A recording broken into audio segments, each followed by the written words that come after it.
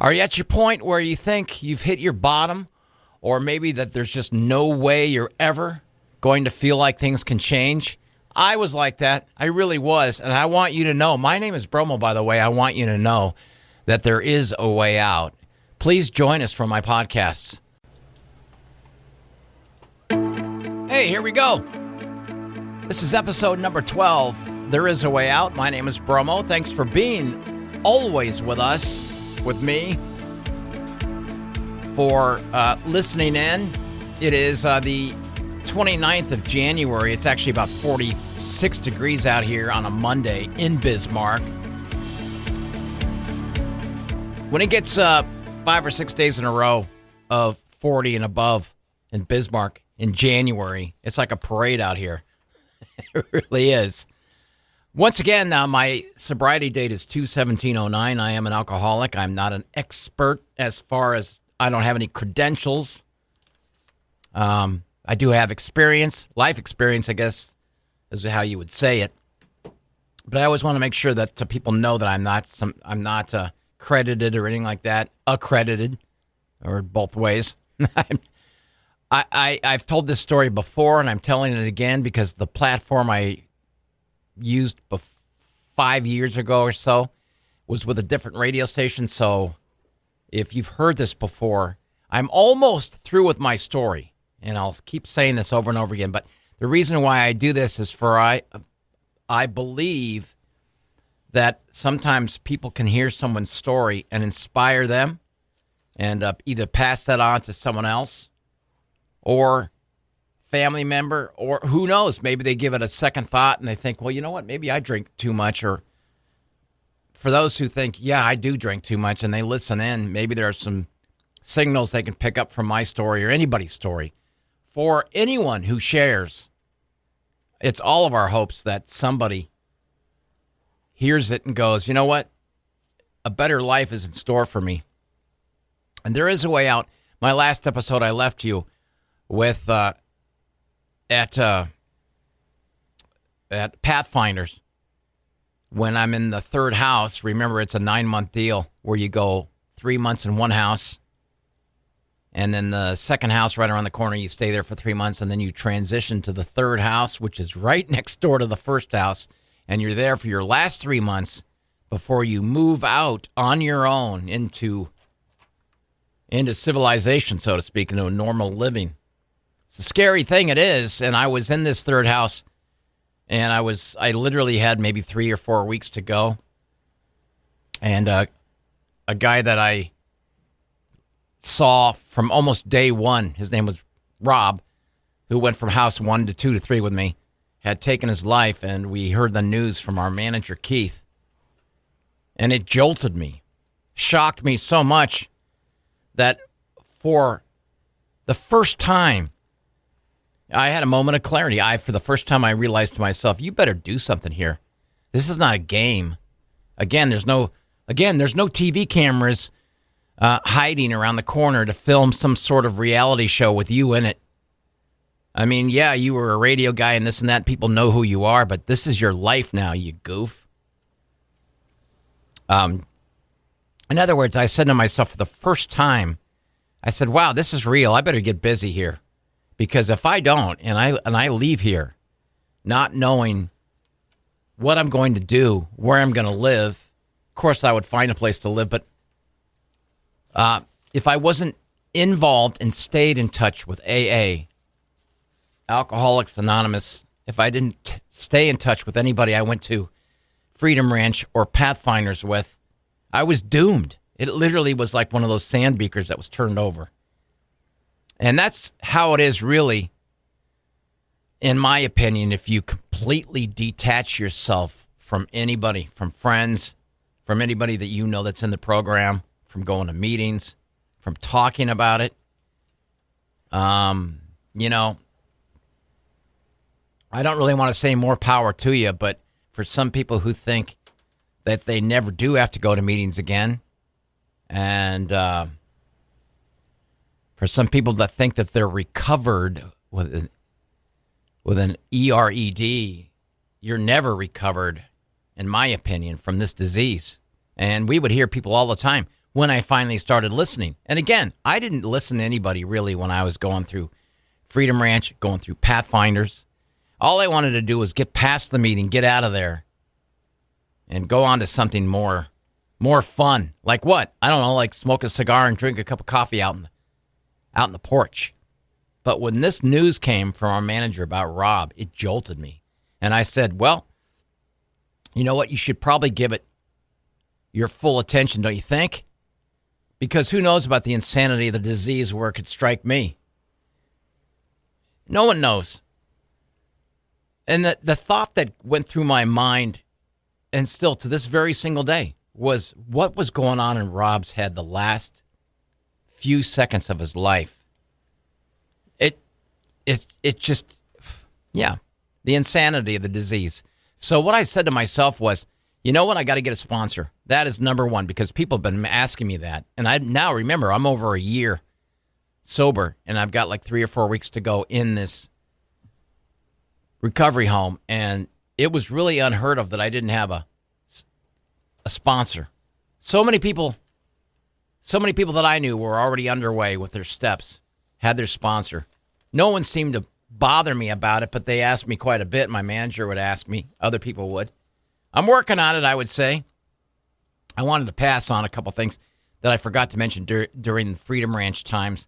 One of the traditions, and I hope they still do it, was they had this big, huge placard, this big, huge cardboard sign that anytime we would go into a meeting, or maybe before our lessons, because we went through lessons. We had a teacher there 5 days a week at Freedom Ranch, and we went through some of the steps, and we had this big, huge cardboard sign that one of the members from Freedom Ranch would stand up and eagerly lift above his head, and it was the third step prayer, and it was, God, I offer. So I've got this memorized because we said it all the time.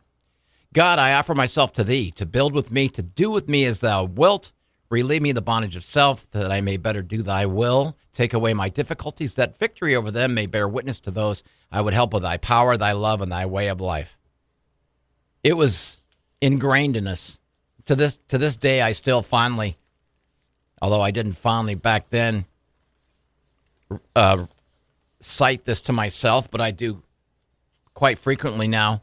Of course, the serenity prayer we all know. God, grant me the serenity to accept the things I cannot change, the courage to change the things I can, and the wisdom to know the difference. I have a ring that I wear, a silver one, that has the serenity prayer on the inside. And, of course, it's on my left hand because I broke my right hand finger. So it's not like any woman out there notices, oh, Bromo must be married. Nobody notices that. I do have to explain, though, why it's on my left. It looks like a wedding ring. Seriously, it's a pretty big ring. And I wear that, and I have a necklace with a triangle, which I am quite proud of, and I have one tattoo. And I got that back in September of 2 years ago. And I know I'm not a tattoo kind of a guy, and nobody would ever, and I never in my whole life would ever thought that I would do that, but I did. Because I want to look at it every single day. And you get the wise guys, of course. Hey, you better not drink. I'll have to change that tattoo around. Yeah, I get it. I needed a sponsor. Now I wanted a sponsor. Now I wanted to wake up, so to speak, because I was scared. I was beyond scared after the news about Rob. He was just like all of us. Just a guy with dreams and wanted to get out of there. He had visions of going and getting back into life and transitioning, and all that halted when he went out and drank. And I guess in his mind, he chose that the only way out was to take his life, and he left his son. So I started asking people about their sponsors because I knew very little about it. And for those of you who wonder what a sponsor usually is somebody that you feel comfortable with, and it's always with a guy with a guy, or a girl with a girl. It has to be that way, and I've been told why, and I can explain that to you later. But obviously, with someone that you're very comfortable with you go through the steps, you have to be brutally honest. And you have to really feel free to tell this person anything about your background, your life, all that stuff. So obviously, you need someone you trust. And what I didn't know is when you find a sponsor, you work it out for a while. And if you don't feel comfortable with that sponsor and things aren't, meeting your needs or your requirements, or maybe you just had a change of heart, it's your own business whether you change sponsors or not. You are allowed to go from one sponsor to another. A lot of people do it. And so I had a sponsor for a little bit. I found someone that I was comfortable with for a little bit, and then I moved on, found someone else. And this person that I found was a lot younger than me. Of course, who isn't?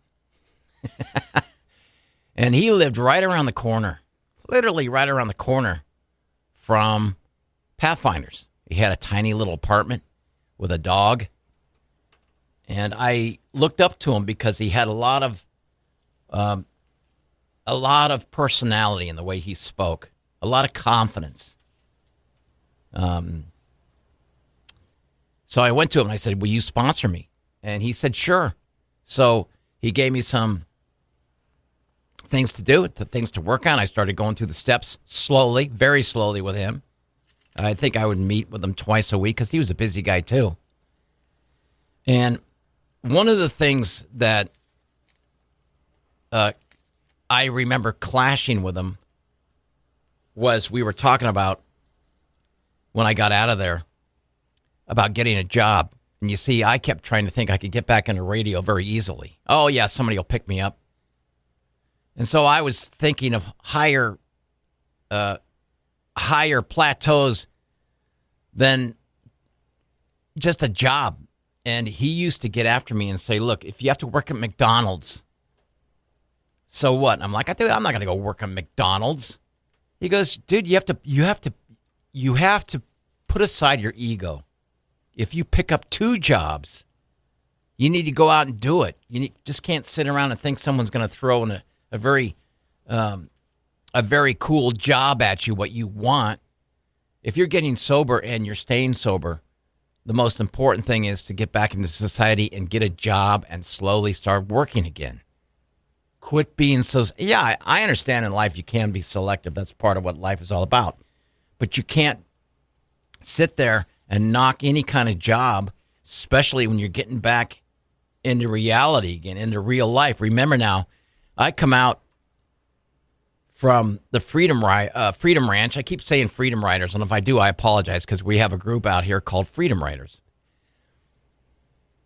Think about, I've been at Freedom Ranch and then Pathfinders. The grand total is over a year of being in a recovery home, in 2 different recovery homes. So now I'm getting ready to get out on my own. And I'm scared because I don't know where I'm going to do. And I finally remember that house I told you about last episode where we would go and we would eat dinner. We would make dinner and then leave.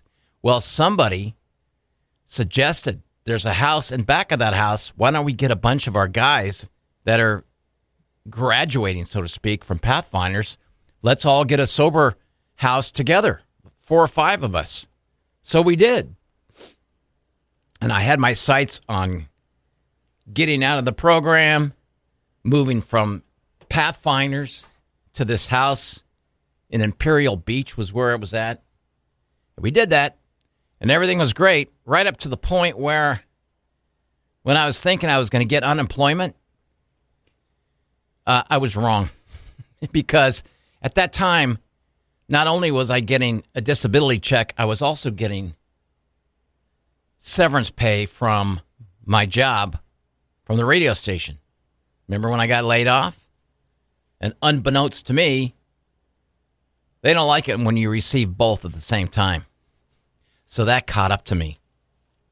And they said, "Listen," I remember still clear as a bell on the phone, the initial phone call to the unemployment people. They said, "Yeah, you'll be getting such and such and such, and you'll be getting your first check in such and such and such." And I remember hanging up and saying, "Thank you, such and such. That sounds nice. I'll be able to pay my part of the rent." And as my part of the rent came up, I had not received a check from such and such. So I called, and I said, what's going on with that? This time I got another clerk on the phone. And this guy says to me, you're not getting squat. He maybe said that in a nicer way, but he said, you're not getting anything. As a matter of fact, you're going to owe us money. I said, what? He explained to me in a very nice way in his sneer comments that you can't double dip. You can't do what I was doing. And now I started to panic. I had no place to go. I was not going to be able to get a room in this house with the other fellas. Where am I to go? And fortunately, my angels, the ones that took me away when I got out of the hospital, when I relapsed for the very last time and I needed a place. And remember, I got out of the hospital and I moved into this house in Alpine, just outside San Diego, is what's called Alpine. And I needed to get on a list for Freedom Ranch. I was able to go back to that same house. They took me in because they knew I had no place to go, no job, no car, no nothing. And they took me in, and I was safe, and I was starting to go to meetings once or twice a week, and everything was great. Everything was great until I finally found an opportunity to get a job through another alumni from Pathfinders. He says to me, hey, I have a job that I think I can get you in. And I go, well, what is it? He says, how'd you like to be a bill collector? I said, excuse me? Yeah, well, I think I can get you a job there. Let me go work on it for a while. And actually, the guy that ran the job, the manager there, was in the program as well. And I went and interviewed with this guy. I don't know anything about collecting. I didn't even own a shirt and a tie. And yes, bill collecting is what it sounds like when people call you up. Hi, is this Mrs. Johnson?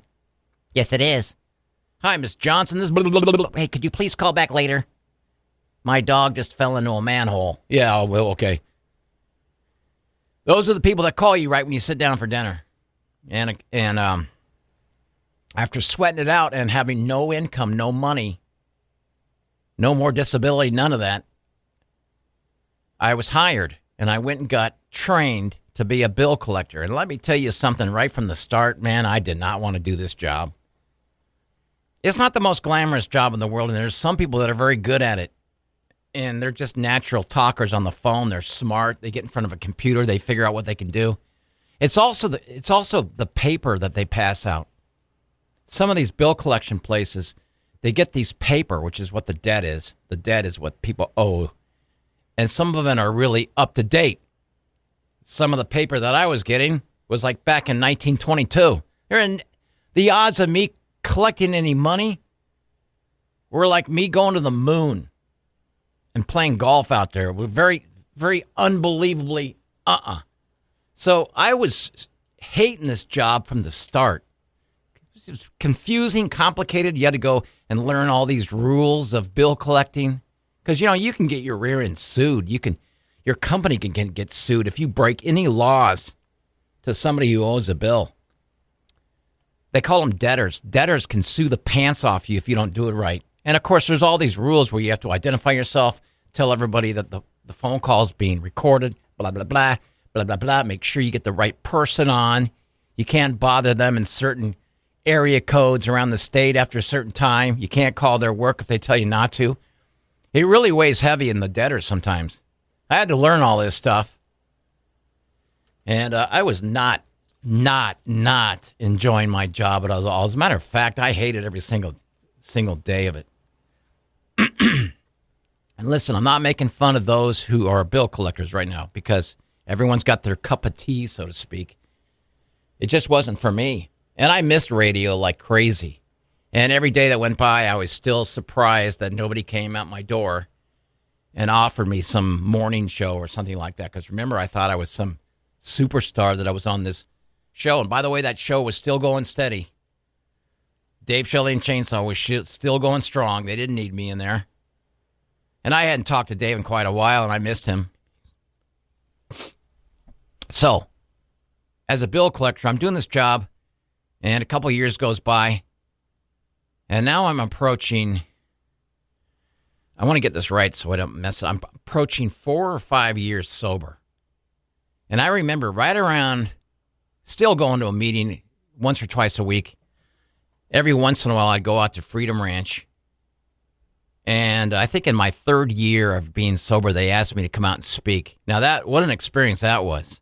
Because normally, if you go to a meeting, an AA meeting, and they have a secretary there and the leader, and they choose you and you go up and speak, you can speak for, some places have a time limit where they'll ring a cowbell or something like that for you to wrap it up.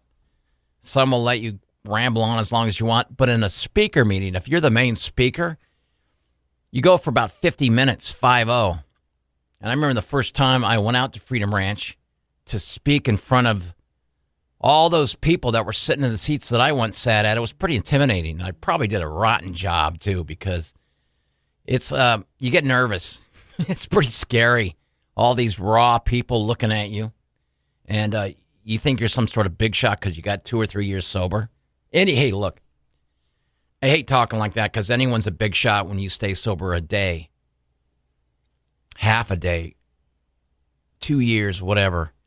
But when you let it get to your head and you think you've got it licked, you don't. So I remember trying to go out there for the very first time and speak, and I was really raw, and I probably forgot a lot of stuff, and I got nervous. Anyway, as I'm approaching 4 or 5 years, it's right around Super Bowl time, and I was leaning over. At this point, I had a beat-up car that I was able to get. And this beat-up car was, of course, from a friend who had a friend who had a friend that gave it to us for almost nothing, and I made payments. Sorry, I had to turn my phone off.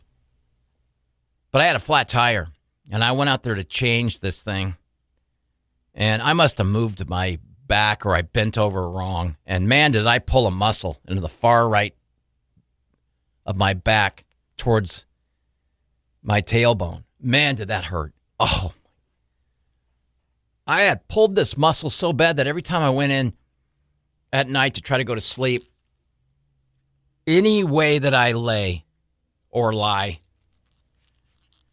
on my stomach, on my side, the pain was throbbing. I was taking aspirin as much as I possibly could, and I couldn't get any sleep. And I went in to work at that bill collection place, and I was in pain. And one of the gals that worked there saw my face, and she said, "Look, dude, go to the emergency room." And I said, "I don't have any insurance." She says, "Look, they'll take you. Just go in there and explain what's going on." So I went down the emergency room. I told the people at work, "I got to get out of here." And they let me go, and I went into the emergency room. And, of course, when the first 3 or 4 minutes that I'm there, they take my blood pressure, and, of course, it's always high. Every time I go into the doctor, even today, my blood pressure is always high. And this time, because of the pain, my blood pressure was really high. So they took it another couple times, still super, super high. They made me do a couple of tests, if I can remember, breathing and such. And I don't know what they did next.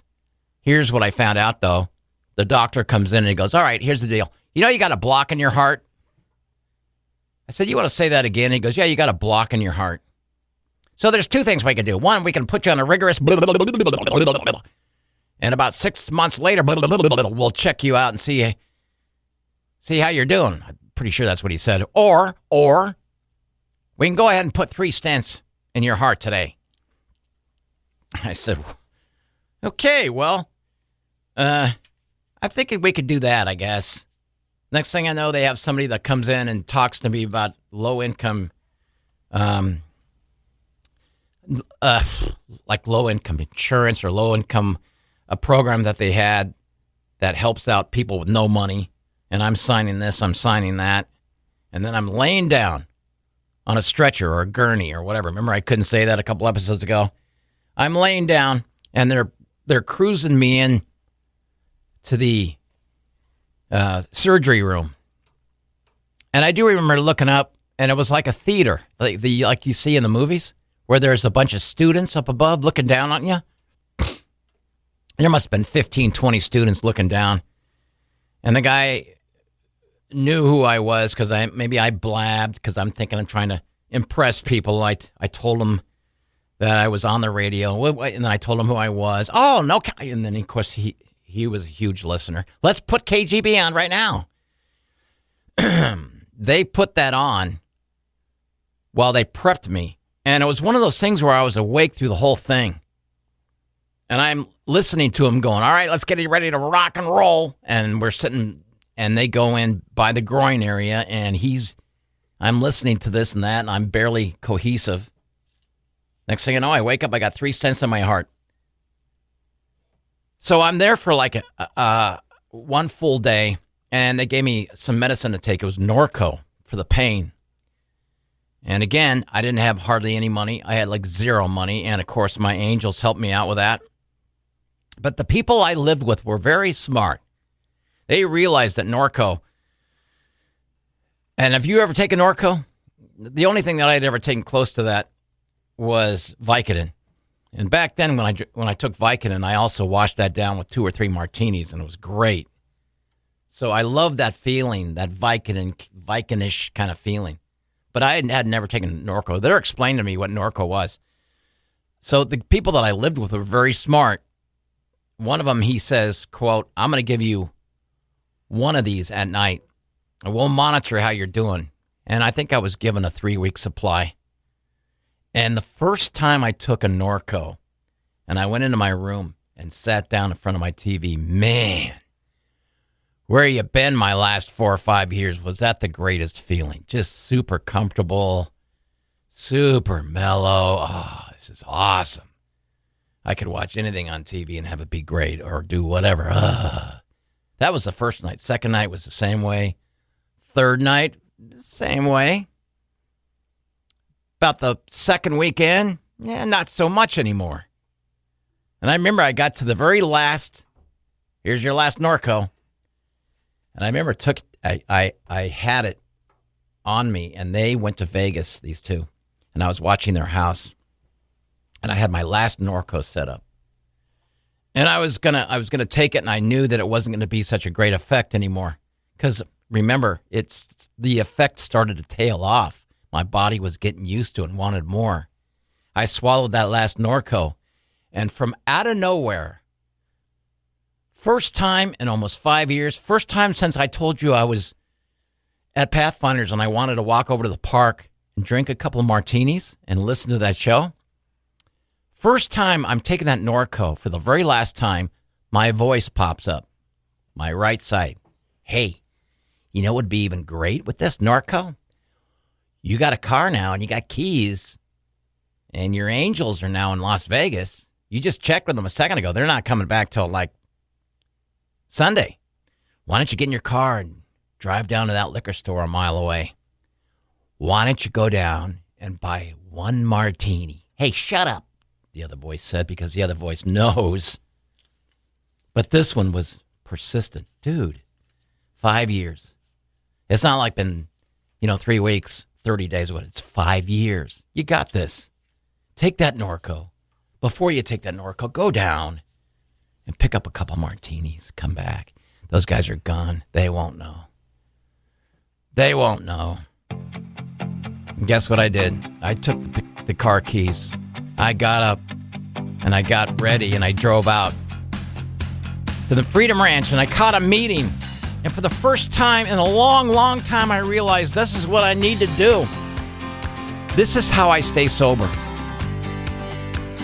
I'll tell you where I've been now, and I tell you what I've been doing lately on my next episode. I'm almost getting ready to have you on. I'm looking forward to it. My name is Bromo, and there is a way out.